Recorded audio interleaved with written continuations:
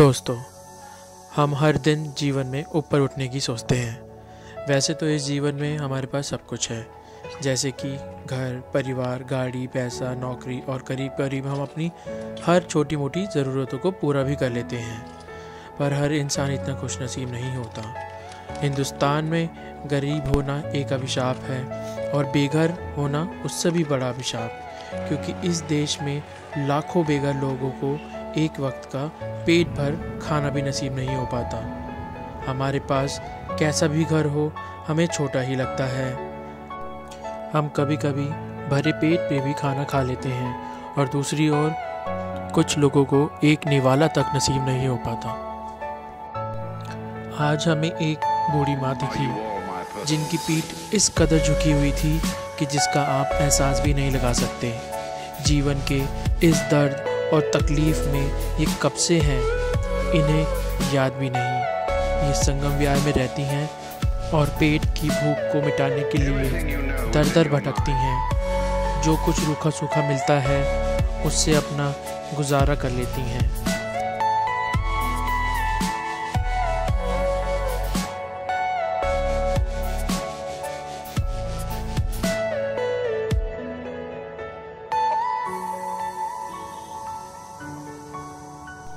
थोड़ा और आगे बढ़े तो एक 30-35 साल की उम्र के भाई दिखे, जो मजदूरी करके अपना पेट पालते थे और पैसे जोड़कर गांव में अपने परिवार को भी भेजते थे।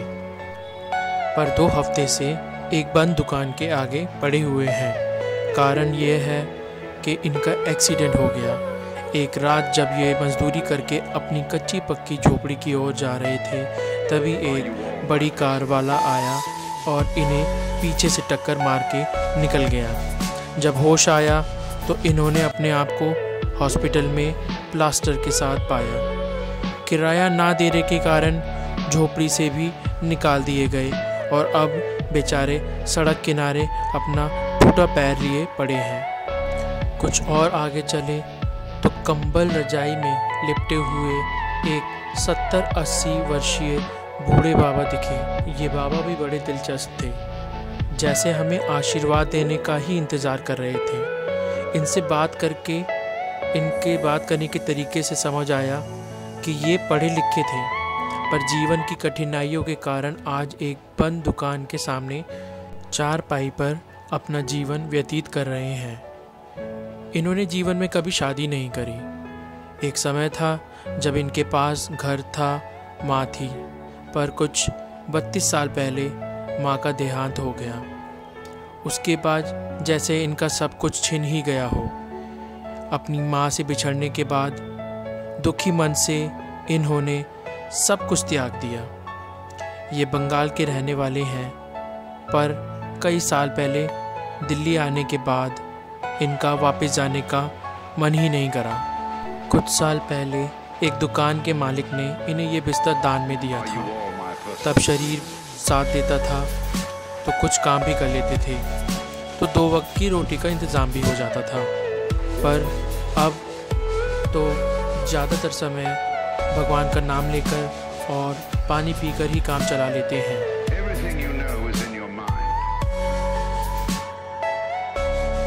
चलते चलते एक मंदिर दिखा, जिसके बाहर ठंडी ज़मीन पर बैठे कुछ लोग भगवान का भजन गा रहे थे। सुनकर अच्छा लगा। हमने उनसे पूछा, आपने खाना खाया? तो पता चला उन्होंने कल खाना खाया था। इनके साथ एक 8-10 साल उम्र की छोटी बच्ची भी थी, जो कि काफ़ी भूखी थी। जैसे ही उसने खाना देखा तो जैसे खुशी के मारे खिल उठी, हंस पड़ी और हमें शुक्रिया करने लगी। उस बच्ची की मुस्कुराहट देखकर मानो हमारे दिल को सुकून ही मिल गया।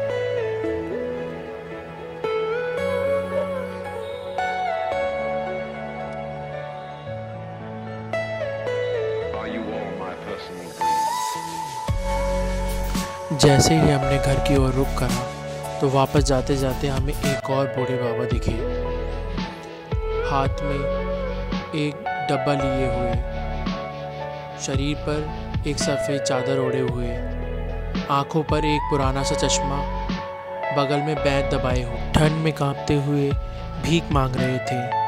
शरीर पर चादर के नाम पर एक बोरी ओढ़ रखी थी। बहुत दुख हुआ ये देखकर। इनसे बात करने की कोशिश करी तो पता चला ये बोलते नहीं हैं। इन्हें इतनी ठंड लग रही थी कि हमने इन्हें अपनी एक जैकेट भी दे दी।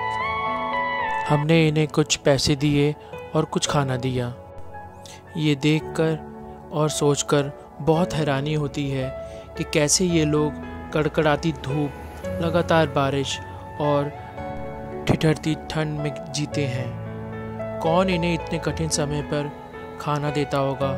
कौन सी चारदीवारी में ये सोते होंगे? कौन सी छत के नीचे ये बैठते होंगे? ये लोग जीवन की कठिनाइयों के सच्चे उदाहरण हैं।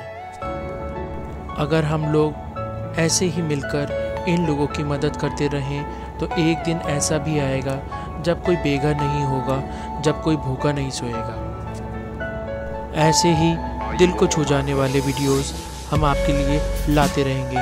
उम्मीद करता हूँ आप सभी दोस्तों को हमारा ये वीडियो पसंद आया होगा।